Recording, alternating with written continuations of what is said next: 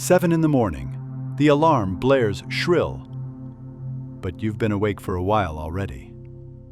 Your mind, that relentless machine, has already fired off a list of should-dos, didn't-dos, and could-have-been-betters. The mirror, unforgiving, reflects not just your image, but the imperfections you insist on amplifying. The inner voice, that relentless critic, whispers, "Not good enough, not yet." Hello everyone, and welcome. Today, I want to talk about a topic that for many of us resonates in some hidden corner of our soul. It's often muffled by the noise of the world and our own insecurities. I want to talk about a simple yet profoundly transformative truth. You are enough. It might sound cliché, something we hear in motivational speeches or see on social media posts. But the truth is, deep down, most of us struggle with the feeling of not being enough. We're not smart enough, beautiful enough, rich enough, successful enough. The list is endless, and the bar we use to measure our worth is always moving, always just out of reach. Think for a moment. Where do these voices come from? This feeling of inadequacy. It isn't born with us. A baby, in its purest essence, is fully sufficient. It doesn't question its worth, doesn't compare itself, doesn't worry about meeting external expectations. It simply is. But as we grow, we begin to absorb messages from the world around us. Children hear, "You could have tried harder in school." Teenagers compare themselves to peers, bombarded by idealized images in the media. Adults face the pressure of careers, relationships, and lifestyles that seem unattainable. Each no, each criticism, each unmet expectation accumulates, building an internal narrative of, "I'm not good enough." I knew Anna, a talented artist with a unique eye for photography. But she lived under the shadow of an extremely demanding father. His constant constructive criticisms, said with the best of intentions, echoed in Anna's mind as, "You're not good enough." She would spend hours reviewing her photos, always finding flaws, always afraid to show her work to the world. Insecurity was a parasite that undermined her creativity and her joy. We live in an age of curation. On social media, we only see the peaks of other people's lives, the glamorous trips, the perfect bodies, the professional successes. We rarely see the struggles, the failures, the sleepless nights. This showcase of perfection leads us to believe that everyone else is living an ideal life, while we are left behind, struggling with our own messy realities. This relentless pursuit of perfection. It's a trap. Perfection doesn't exist. It's an abstract ideal that prevents us from celebrating progress, from accepting our flaws as part of the learning process, and above all, from loving ourselves as we are. When we chase perfection, we are constantly measuring ourselves against an unattainable standard, ensuring that we will always feel lacking. Imagine a sculptor. He doesn't rejoice in the beauty of his work in progress. Instead, he obsesses over the idea that it will never be exactly as he envisioned it, perfect in every detail. He would never finish his work, never appreciate the beauty of its imperfections.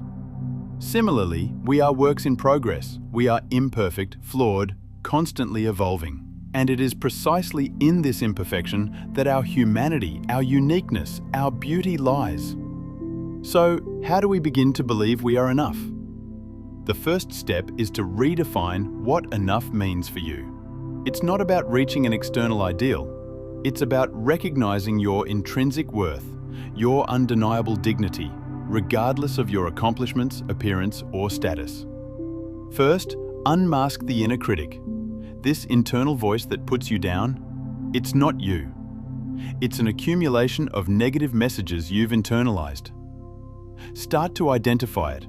When it arises, ask, where does this thought come from? Is it a truth or a limiting belief? Instead of accepting it blindly, question it. Second, practice self-compassion. Treat yourself with the same kindness, patience, and understanding you would give a dear friend. When you make a mistake, instead of berating yourself, offer yourself words of encouragement. recognize that failure is part of learning. Third, celebrate your small victories. Life isn't just about grand achievements.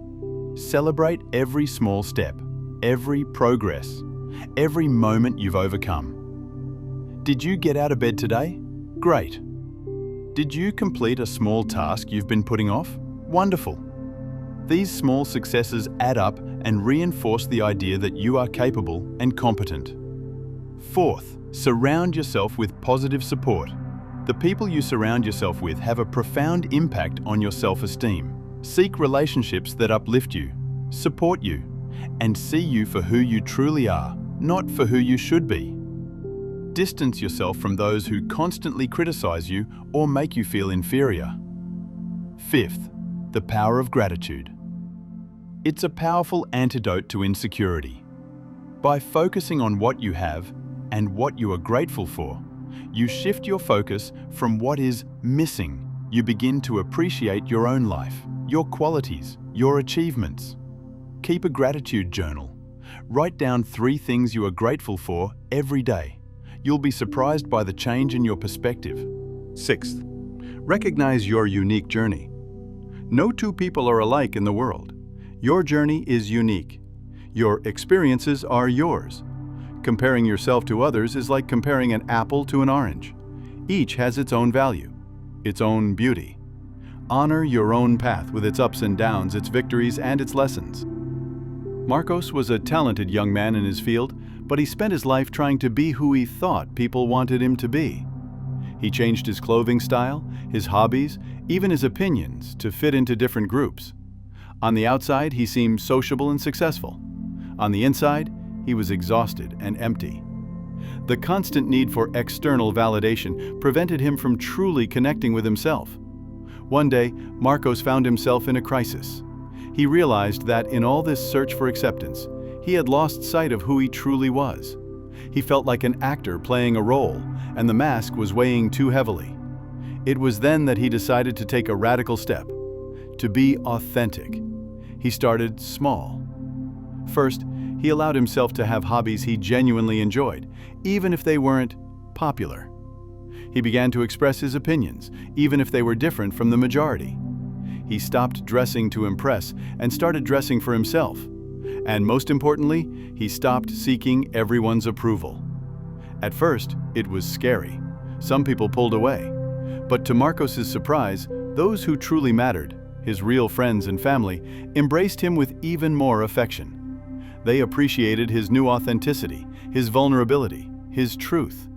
Marcos discovered that by stopping trying to be enough for others, he finally became enough for himself.